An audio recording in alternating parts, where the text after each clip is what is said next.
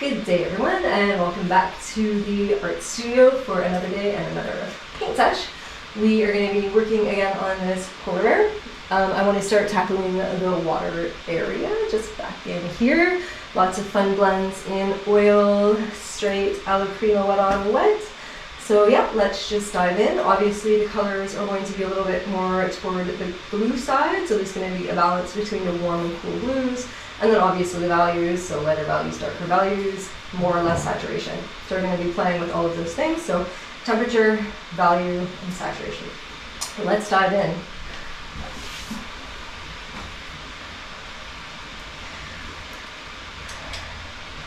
I'm going to grab, oh no, my paint's drying. This is what I hate a little bit. And this is not water soluble, so I'm actually just going to reactivate my paints.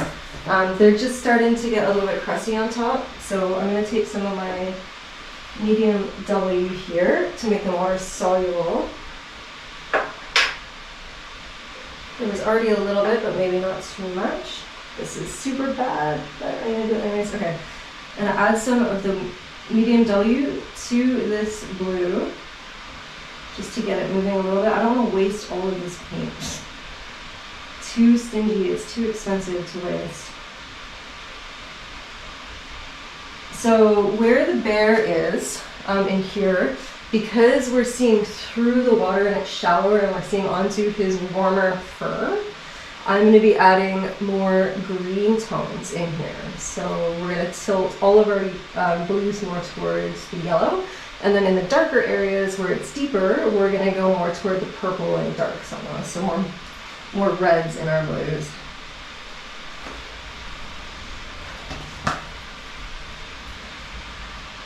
So I'm just pulling some of my paint. Some Naples yellow is going to be really good in here.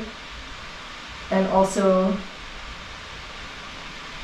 some blacks to sort of desaturate a little bit.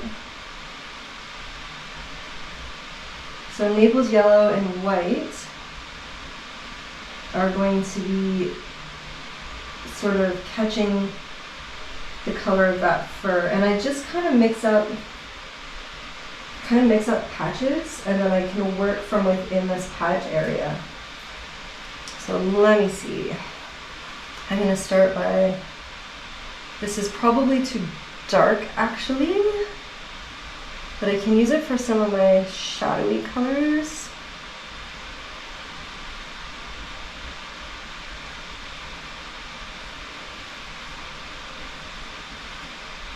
So I'm just going to sort of draw out some of these little lines here where I maybe want the edges to go a little bit darker.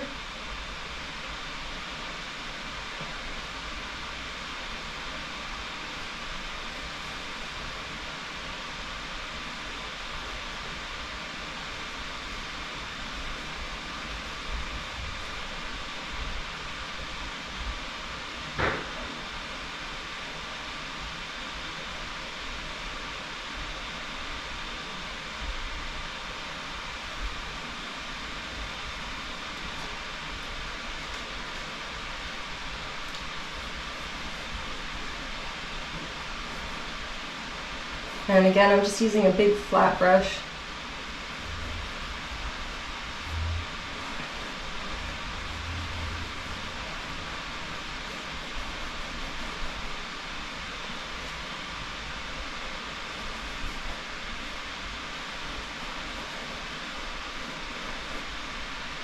Okay, I'm going to take more wood. I actually ran out, so I'm going to put some more wood palette.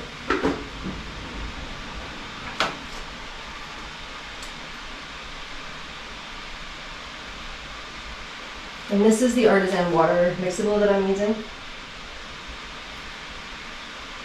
But I'm mixing it currently with a couple paints that are not water soluble.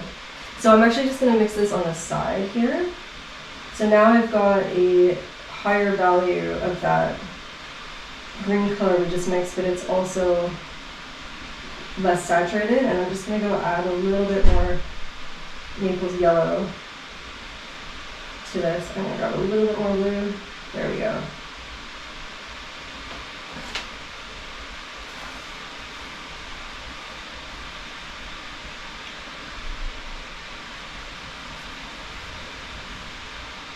A little bit more blue. This is too close to the color right now in some of his face here. It's a little more green, but not quite enough. Not enough distinction. But it's okay, I'll just make a bunch of interesting colors as I go. But I can always use my piles here as reference, my color piles. And then I'll just let this blend because this is oil paint and it's still wet. We can just blend this out. This is one of the fun things that you can do in oil that you just cannot do in acrylic.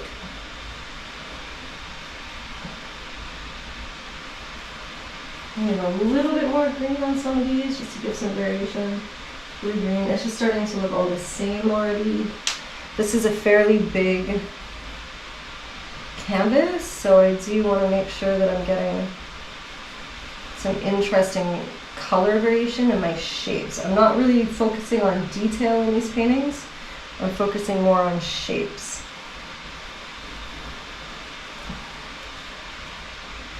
I started to do my water that way. It's funny, sometimes you just experiment and then you do one painting and it sort of kicks off a whole thing for you. It's really good to experiment with stuff. I did one island quite a few years ago and I just changed completely how I did the water. I stopped trying to sort of render it accurately and I was focusing more on the shapes and the movement of it, and it was just such a popular piece. Everybody loves that one. It sold really, really quickly.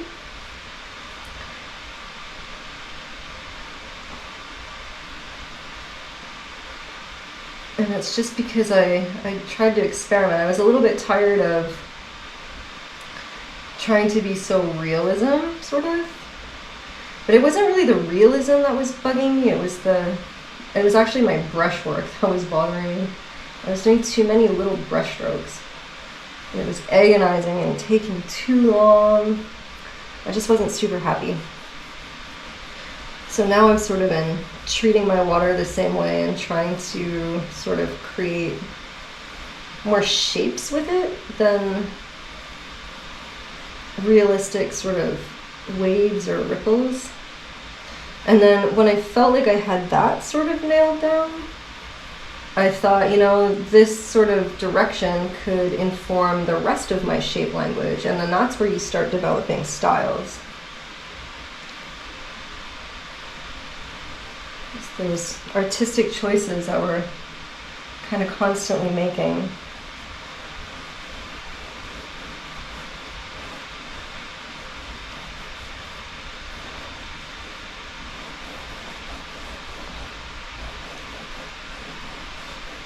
And I'm going to go for some more color change here, just go a little bit darker for some value contrast. So I'm going to take my pile and mix some other grayed down, so blue-green colors.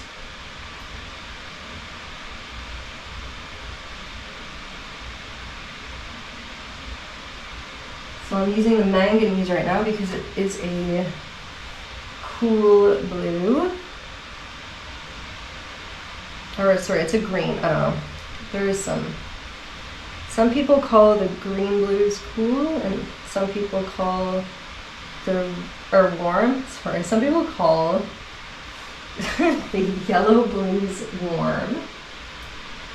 And some people call the red blues warm. So they kind of meet in the middle because both yellow and red are warm colors.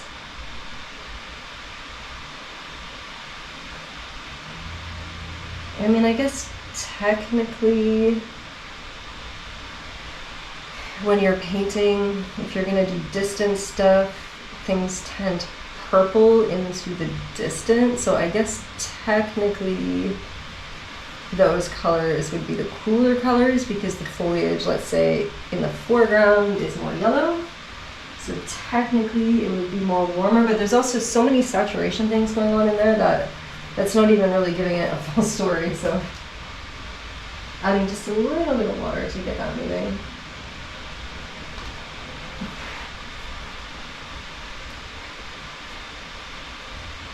So this is where I can see that I need more medium W in that color because the way it's blending, because I've added water. Something in here is not fully water soluble. But I'm actually just going to get more blue out because this is too gray for me right now and I want to add some more color in there. So I'm going to grab some manganese blue.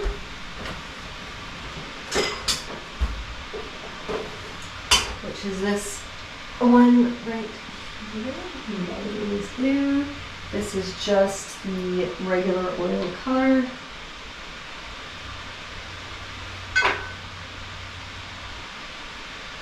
And I'm going to add a little bit of medium W to that mix because, like I said,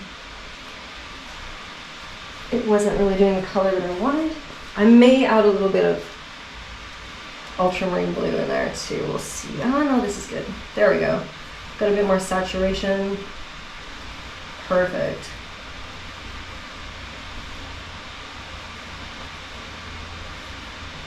And because I have this blue color underneath, I can let some brush strokes happen where it's a bit thinner here. And it adds an interesting luminosity without actually working too hard. And like, as I mentioned earlier, having that light come through, that similar color come through the paints, it's adding like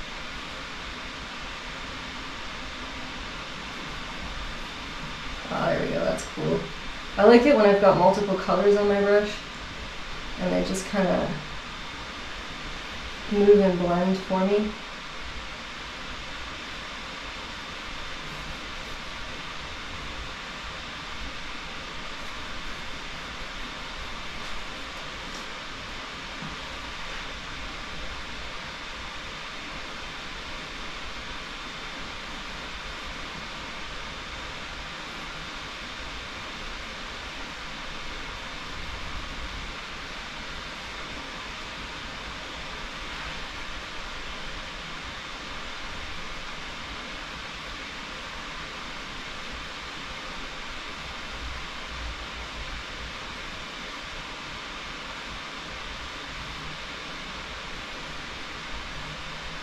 Yeah, I'm going to come back in and sort of sharpen up some of my edges. I'm so used to acrylics after this. With acrylics, I do really nice sharp edges. I'm kind of losing some definition in here, but I can definitely add that back in. And to be honest, when I'm doing it in acrylic, it's almost never just a one and done type of situation. So I will definitely go back and like sort of sharpen up some edges that are necessary and adjust some values and saturation later. And I can do that with glazing or dark paints, but the cool thing about oil that is different than acrylic, acrylic dries darker. So if you already have a dry painting and the paint on your palette is dry that you've been using, and you try to mix that same color and value, it's incredibly difficult because it's going to change sometimes up to, I would say, like 25% when it dries, depending on the colors you're using in your mix. And again, it doesn't change, like, it's not like across the board it changes 25%, so you can kind of guess a value. It depends on the pigments. Some dry darker than others, so it's really, really hard to sort of gauge what's going to happen. And oil, this is probably why I'm switching back to oils, is because I've just gotten a little bit tired of fighting with that. Even with my very, professional level acrylic paints, it still happens. It's worse in student level, but it's just, yeah, I'm finding that I have to fight more than I want to with my paintings.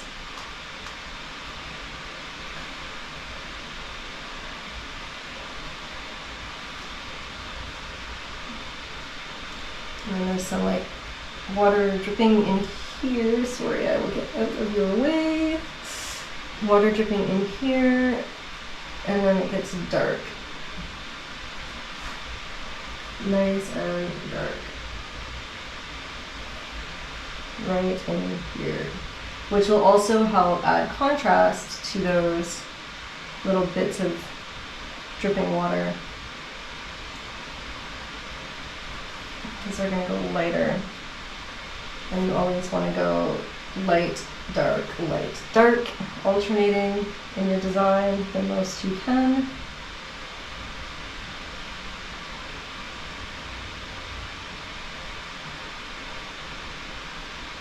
I'm going to tackle those a bit later.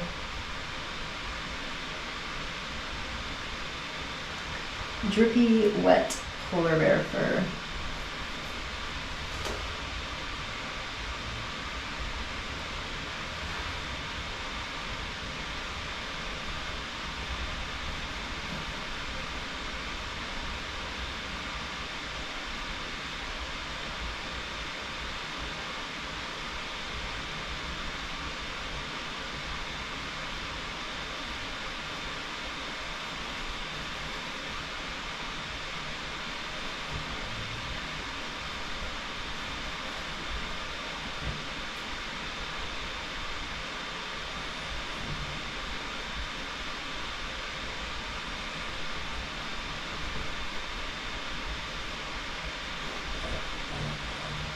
My little dog is snorting away in her dreams over here.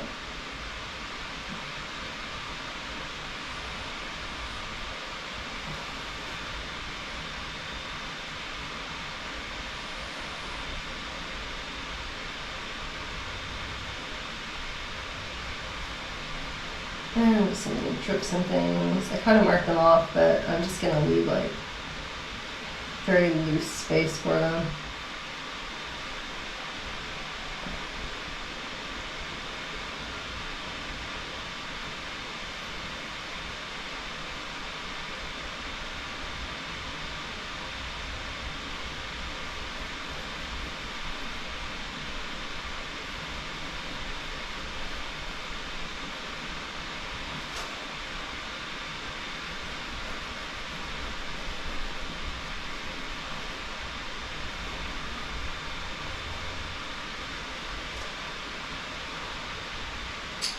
Slowly, it looks like absolutely nothing right now.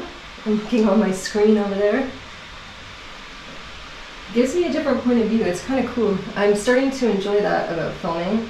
You step back in a different way. It's almost like looking at the piece as a thumbnail. It's pretty cool.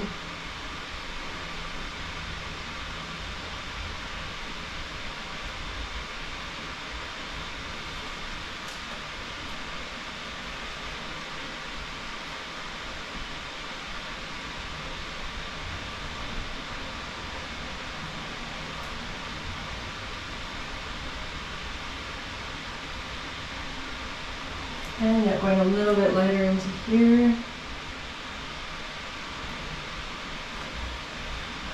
As it comes out away from the polar bear. I lost my space. There we go.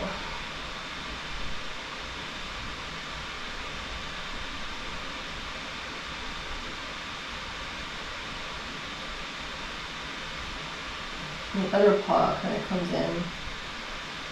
It's like a whole bunch of reflections and things going on.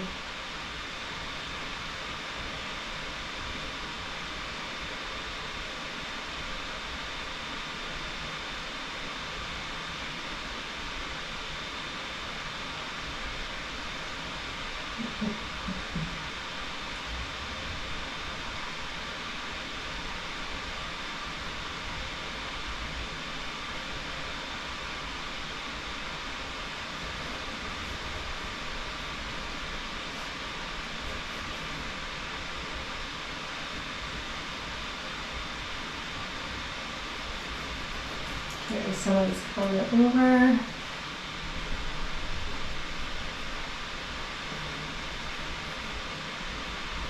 It gets dark back in here too. I'm gonna have to darken some up here. So I'm probably in the way. I'm trying to find the best angles for you guys. That's a whole other process of thinking. It's already challenging when you paint because I'm sort of in constant thought process when I'm painting. And then to have to also like worry about camera and explaining and talking, it's a whole new challenge. I'm not complaining about it, it's just it's an interesting experience. I suspect I'm just going to get more and more used to it. And then it'll just seem easier and easier. That's what I'm hoping. challenging. It's already seeming easier just the past few days doing this. And it's been a lot easier since I set up my studio properly.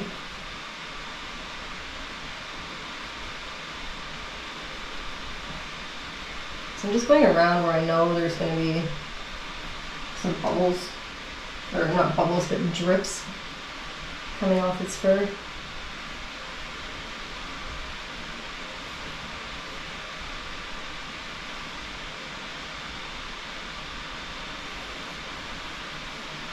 And then those are the new little spaces that I just created for some just more movement and highlights and stuff coming in.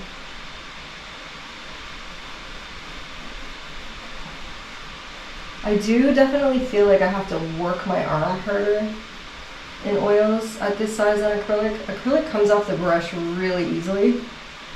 With oils, you really kind of got to work it. You get a little bit more of an arm workout. I was joking with my husband that I'm going to end up with a really massive gun on this side and not the other. We'll see. We'll see what happens with time. My painting arm.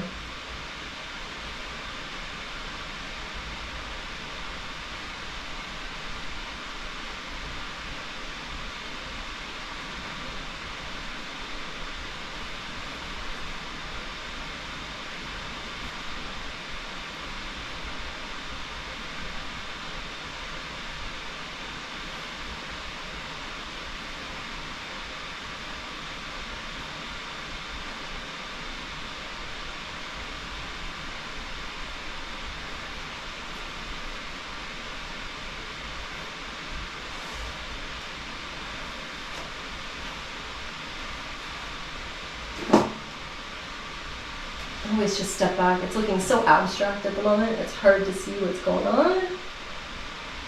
But that will kind of fix itself in time. Right now it just looks like a paint smear.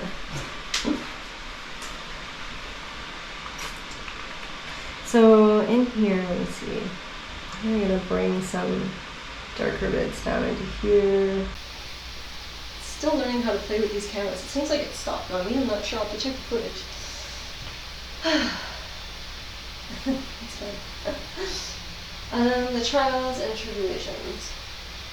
So I'm going to check my angle too. I might have to rearrange a little bit. Check my angle of my camera. Take a little break just to make sure you guys are getting the best view, because I'm painting over here now and I suspect I'm a little bit in the way. And if that thing keeps shutting off on me, then I'm in trouble. Hey guys, I'm back from a little break. I've kind of rearranged my studio. I lost my GoPro, so I don't have that neat side angle anymore for a little bit because I need to charge and a whole bunch of other stuff. But I am going to jump right back in. I also added more paint to my palette, which you unfortunately can't see from this angle. Again, I'm still playing with angles for the best filming experience. I'm learning along the way.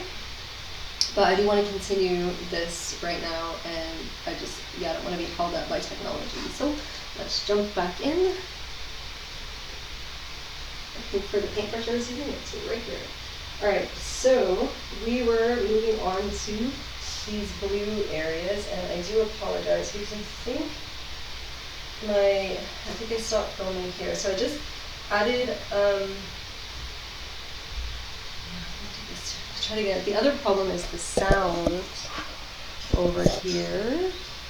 Hopefully that'll be a bit better. I've just moved my mic. I'll try to talk a little bit louder.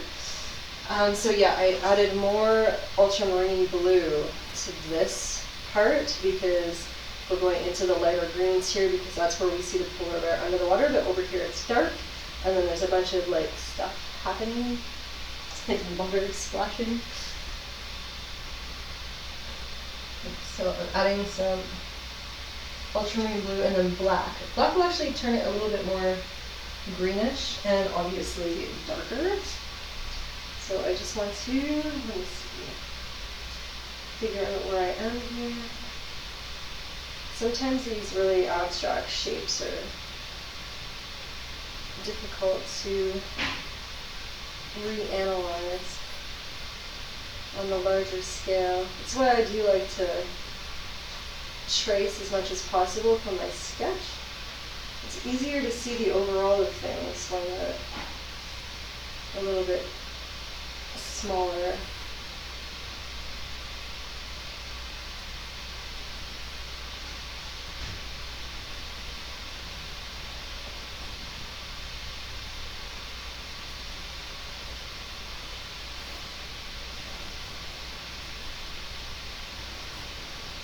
So this is where some of that water, it's really deep here now. It's beside the polar bear and it's pushing up this way. And then on this side it's lighter, and then there's like a lot of sort of white foam and stuff up here. So I'm going darker and more into the red blue tone, so more into the purple blues.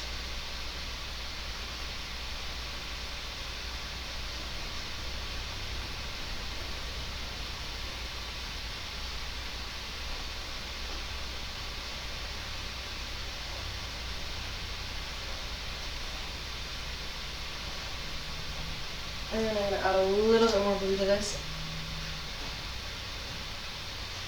It'll make it a little bit lighter and just a little bit more saturated. I don't want it too light though, I want it just to be dark and rich.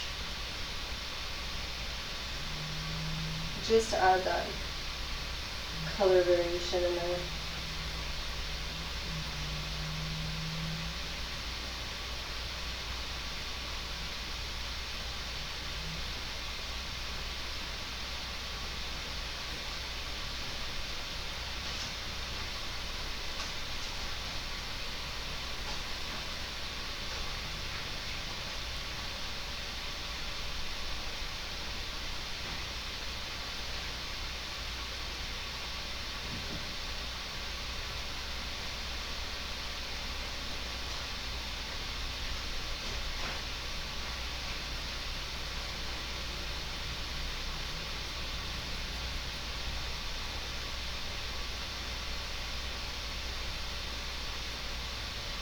This is getting a little bit lighter in here to help sort of create some shape in it. So I'll add some white into my mix in a minute. Maybe even a little bit of Naples yellow.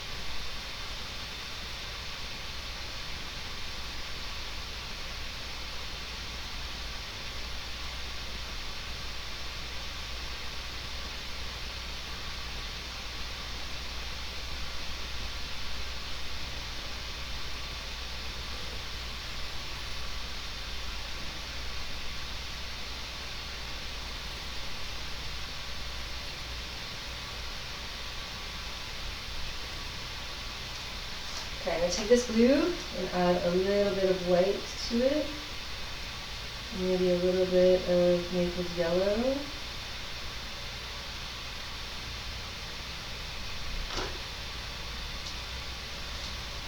I don't want it too much lighter. I don't want to go as light as this area, but I do want a bit of a highlight over here.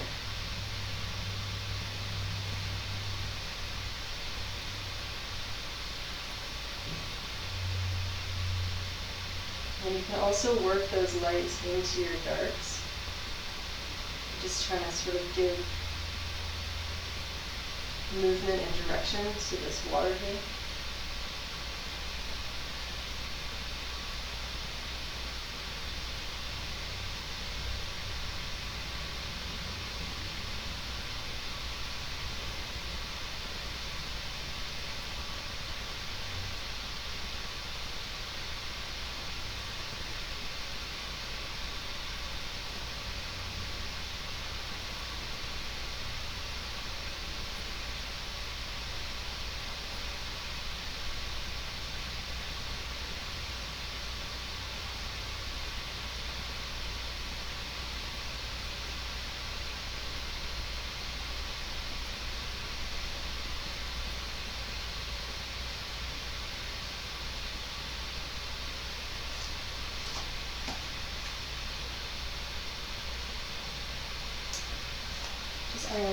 white for was too much, but it'll blend. So I'm going to come into here and just sort of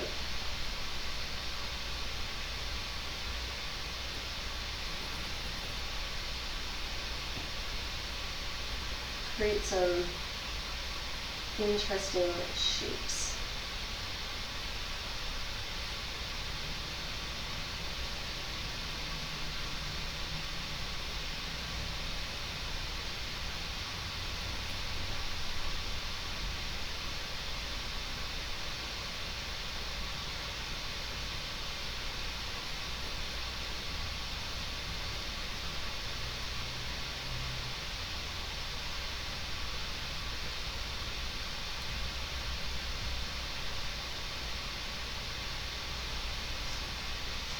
Not quite saturated enough, and add a little bit more color.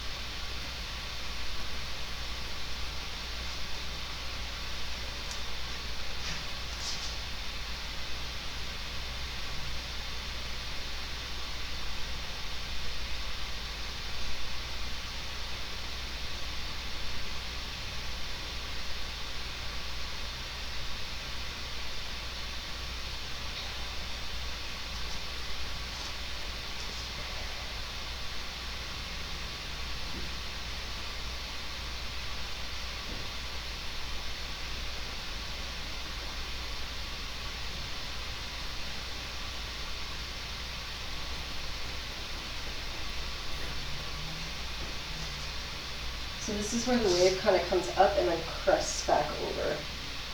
So I'm like creating lines that go up this way as the wave comes up, and then I'm going to crest it over by creating lines that come this way.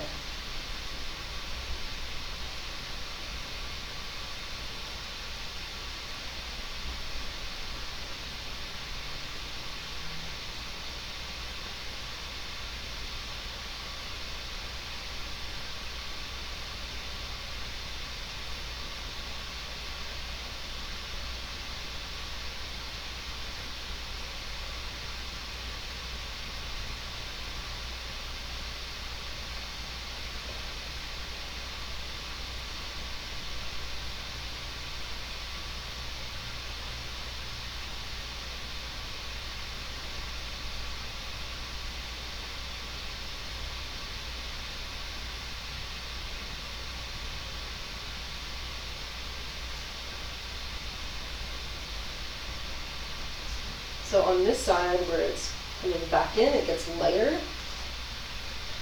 So I'm going to add more ultramarine blue and then a lot more white. And that is actually too purple, so I'm going to add some manganese blue in there. And it's a little bit too saturated, so I'm going to add a bit of black. That was probably way too much black. I'm going to add more color, more white. This might be good for my darker light tone. Yeah, that's a good one.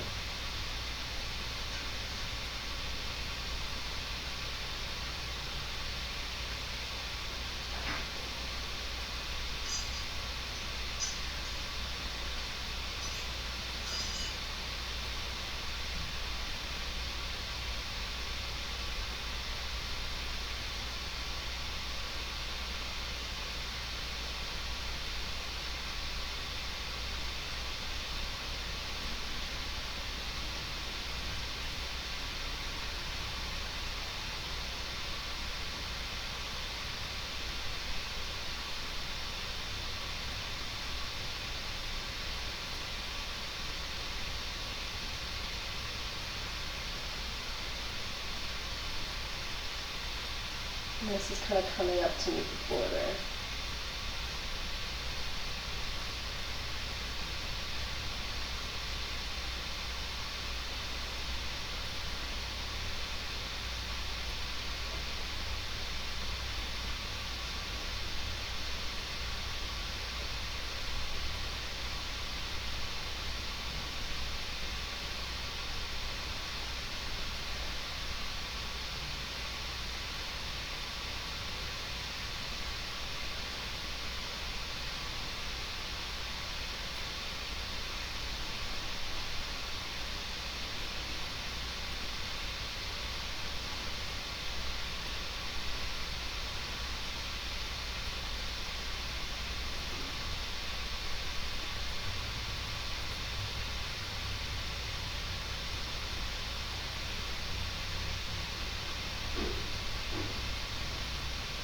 Okay, and then I'm going to go lighter still.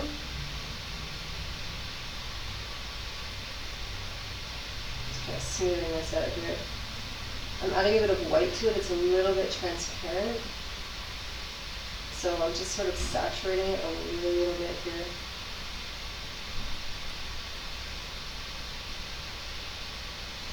I'm not saturating it, making it more opaque.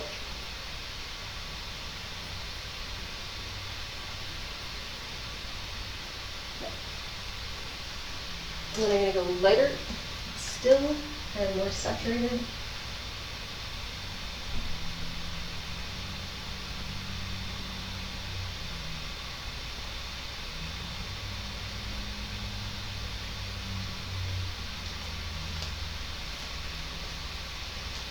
And then I'm just going in between what I did. And like I said earlier, this is definitely not saturating enough, but it's also misleading because what's behind it, it's very saturated. So I'm going to add some more green to this and some more white.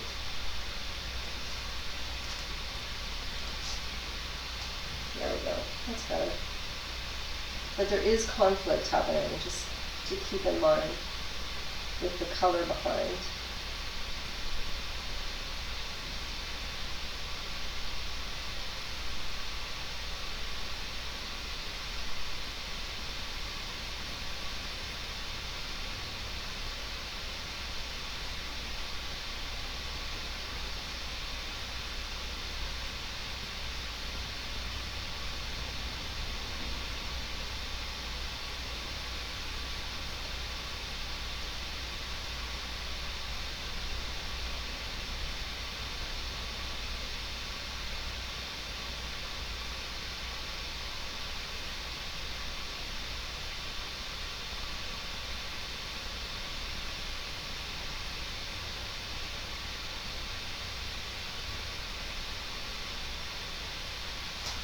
A little bit more color here.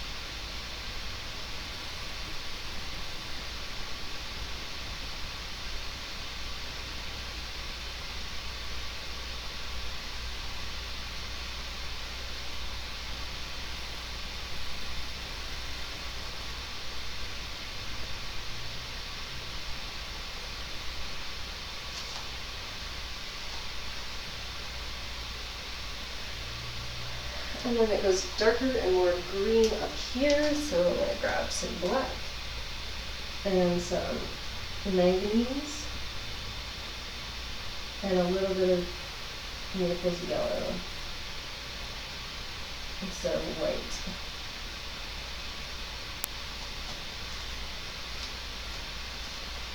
Some like white foam stuff come up in here.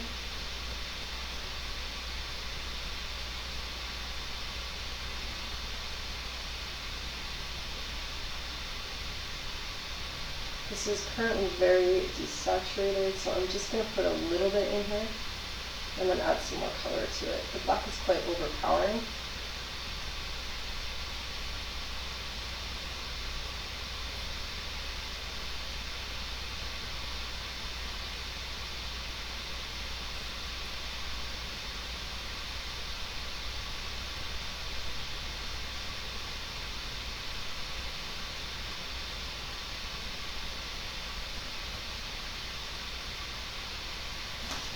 Trying to map out where I am.